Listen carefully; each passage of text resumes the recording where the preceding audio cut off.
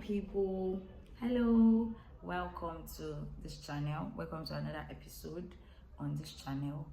And in our last video I talked about the first chapter of this book, Atomic Habits. This is the book we're summarizing for now.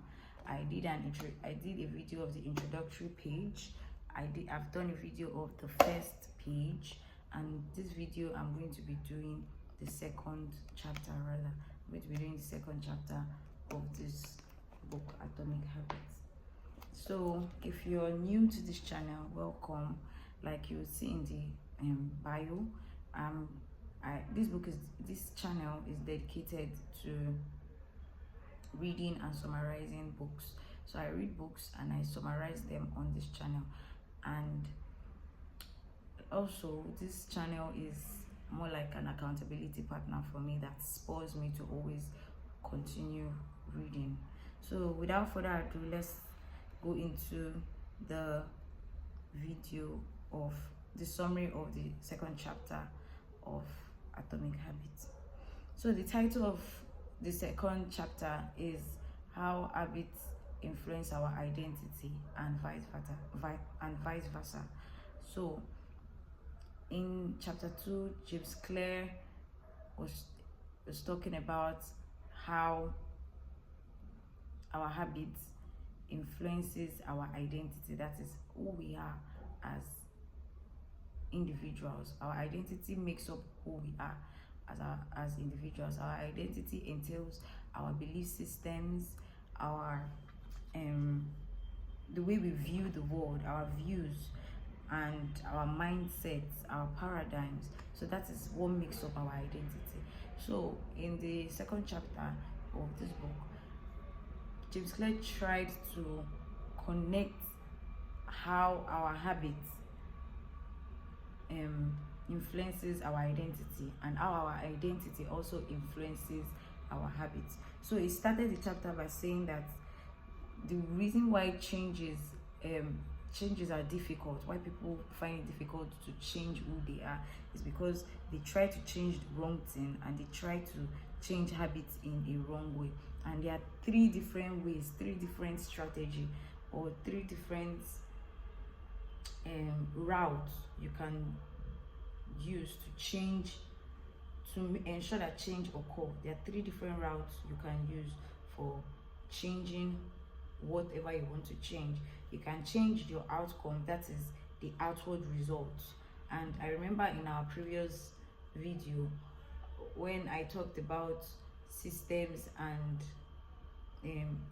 concentrating on systems and concentrating on goals, I talked about how it is important that you put in good systems that will generate automatic goals. So this is basically this is another way to put it. When you change the outcome, changing the outcome is just changing the outward view, the outward appearance, or the outward results. And that's the same thing as concentrating on just your goal, on just the result. So another way you can change is to change the process. Change the process, that is the systems that you put in place to generating your results. So the first way you can execute change is by changing the outcome, which is the result. And the second way you can execute change is by changing the process, which is the systems that you put in place. And I told you in our previous videos that the basic unit of a system are the habits. So you can, another way to put changing processes by changing the system or changing the habits, since habits are the basic unit of systems. So that's the second way to execute change. And then the very last way to execute change is changing your identity. That is your view and your mindset and your paradigm. Paradigm is a collection of belief that guides you subconsciously. So, and then he said that in all these three different ways that changes can occur, the most effective is changing your identity, changing who you are. So outcome is what you get, that's the result. Process is what you do, that's the system you put in place to generate your results. Why identity is who you are as a person. and he said that the most effective way to execute change is by changing who you are as a person. So when you decide to change your habit based on what you want to achieve, that is changing your outcome based on what you want to achieve.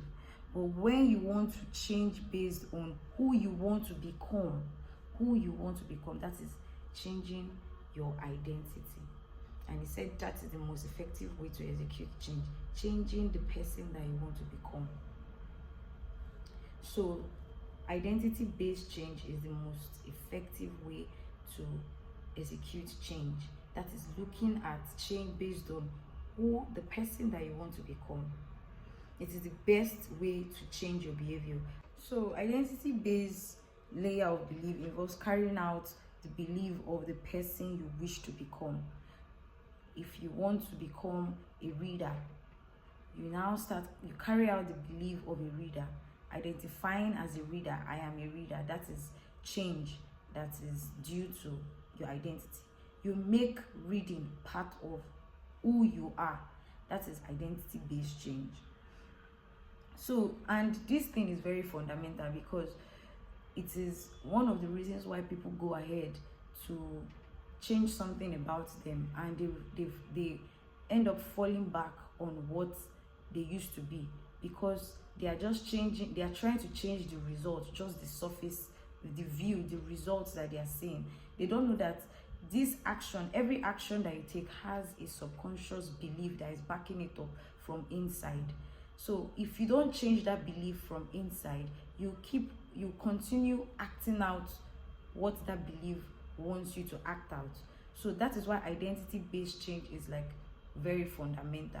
It's just like how the Bible says that from the abundance of the heart the mouth speak, as within so without. So you can't give what you don't have. It's what you have inside that you will display outside. So the most effective way to change is to change the person you are on the inside, and it automatically plays out outside. That is basically what identity change is trying to explain, because every action we take has a subconscious belief that is backing it up. You might not know, but it has just been placed there by maybe the environment where you grow up, your culture. It has just been placed there by different factors, and you don't know, you just see it playing out. So the best way is to identify those things and start changing the belief that are guiding your actions. That is what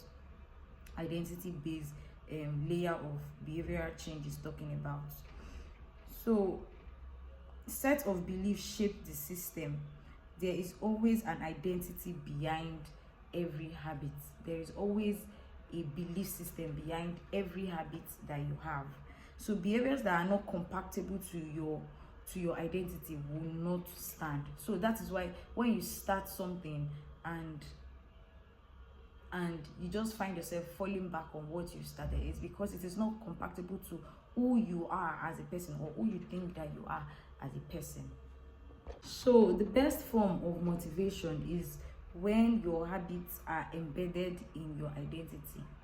When you know that I am a writer, it is an identity. It is your identity. You are a writer. So that habit is part of who you are. That is the best way you can keep that habit going. You are a fashion designer. I am a fashion designer. I go to the gym. I'm a gym rat. So you know that this thing is part of you. So it doesn't just leave you. So a habit becomes easily cultivated when it's something that you take pride of as part of the person that you are. Say for example, you are a reader or you are a writer. It makes that habit stay longer, and it makes the habit easy to get cultivated, because that habit is part of who you are as a person. What this tells us is that for you to effectively change your behavior, you have to change who you are. You have to change your identity. If not, you will fall back into old behavior. To really improve in something, that thing must become a part and parcel of who you are, of your identity. So what we don't know is that our behaviors are usually reflection of our identity, and your action just shows it. Your action just shows it, consciously or subconsciously. Your action shows your identity. It shows the type of person that you are. So our behaviors are just like a script that's our behaviors just follow the script of our beliefs and our identity. So we just show it out, we just act it out in actions, but what is really showing is our beliefs, our belief system. That is what is showing out in our actions, subconsciously or consciously. However you act is directly proportional to your belief system and your identity and who you think you are as a person. Another thing about identity-based change is that it's a double-edged sword. What that means is that it could be used in a positive light and also be used in a negative light. And I love the fact that James Clear made that clear in his book, because when at one hand people say that you are saying that your actions are proportional to your identity, it then means that nothing can be done about your identity. Since your actions depict who you are, it means that you cannot change the person that you are. That is why he stated it clearly that it can be used positively and can also be used negatively, because people will just say, since my actions are just a depiction of my identity, that means I cannot change. If I'm not a morning person, then I am not a morning person. If I'm somebody that always comes late, then there's nothing I can do about it. When identity-based changes are used in a negative light, it's say in a scenario like you always tell people that I'm not a morning person, so I'll always have to come late.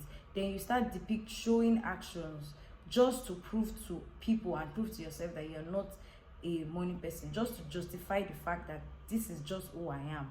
You start acting it out, intentionally coming late, and when you continue doing that, it becomes an habit and you find yourself always coming late.